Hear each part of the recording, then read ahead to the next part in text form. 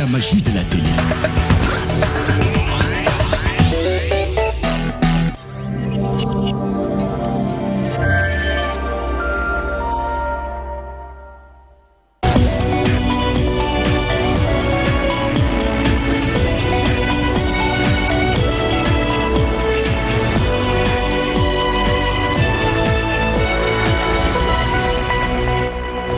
Notre chiffre dans cette édition, 7 milliards de francs CFA, c'est le montant du fonds d'appui aux collectivités territoriales. Seulement, la répartition de cette somme est très loin d'être paritaire.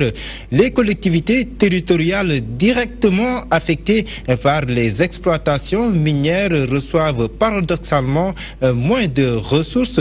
Il faut donc rééquilibrer les choses à travers des réformes profondes. C'est ce que propose l'ONG 3D dans ce compte-rendu signé Kodendiaï. La répartition des ressources issues des exploitations minières connaît des disparités entre les collectivités territoriales. C'est ce qui ressort de l'étude menée par l'ONG 3D sur la question.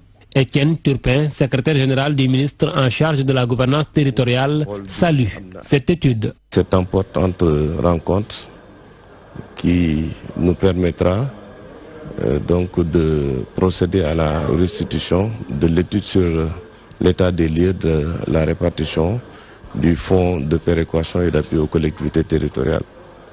Comme vous le savez, ce fonds est alimenté par 20% des recettes provenant de l'État et issues donc des exploitations minières. Mouniaï Sissé, directeur exécutif de l'ONG 3D, préconise des réformes pour mettre fin à ces disparités. C'est les communes qui ont un poids démographique et moins impactées par les externalités négatives de l'exploitation qui bénéficient plus de recettes tirées de cette exploitation-là.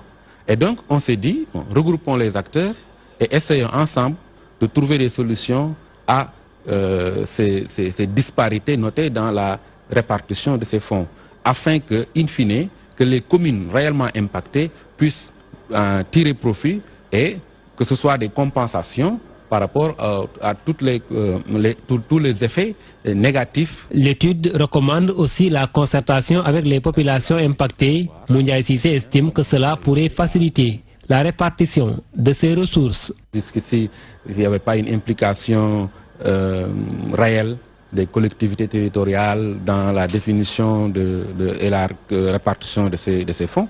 Et donc, entre autres, nous pensons que tout ce qui se fait, comme dit l'adage, tout ce qui se fait pour moi, sans moi et contre moi. Et donc, il y a nécessité d'impliquer davantage les communautés impactées qui donnent leur point de vue sur comment les choses doivent se passer. Il y a également, entre autres recommandations, le fait qu'on mette en place un dispositif qui permet de faire une évaluation périodique par rapport à la distribution, la répartition de ces fonds. L'objectif principal de cette étude est de présenter les conclusions et recommandations afin de rendre équitable la répartition des ressources qui émanent de l'exploitation minière au Sénégal.